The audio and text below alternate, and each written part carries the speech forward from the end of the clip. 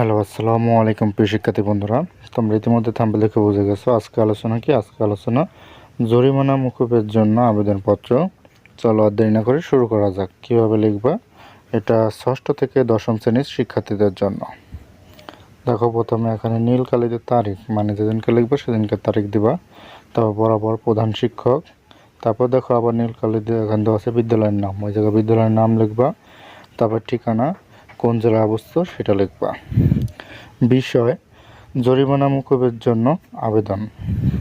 জনাব, বিনীত নিবেদন, এই যে আমি আপনার বিদ্যালয়ের, তুমি যে শ্রেণীতে পড়ো এই যে এই শূন্যস্থানে সেই শ্রেণীটা বসাই দিবা। শ্রেণীর ছাত্র হলে ছাত্র, ছাত্রী হলে ছাত্রী লিখবা। তারপর দেখো, আমি সাধারণত প্রতি মাসের নির্ধারিত তারিখে আমার বেতন পরিশোধ করে থাকি, কিন্তু এই মাসে বাবা টাকা পাঠাতে দেরি করায় নির্দিষ্ট দিনে বেতন পরিশোধ করতে পারিনি, যে কারণে আমার জরিমানা হয়েছে।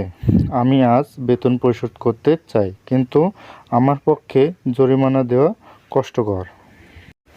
শিক্ষার্থী বন্ধু, তারপর দেখো, অতএব বিনীত আবেদন এই যে সদাই বিবেচনার মাধ্যমে জরিমানা মকুব করে আমার বেতন পরিশোধ করার অনুমতি দিয়ে বাধিত করিবেন।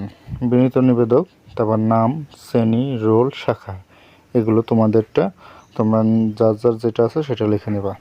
প্রিয় শিক্ষার্থী বন্ধুরা, ভিডিওটি কেমন হলো অবশ্যই কমেন্টে জানাবা।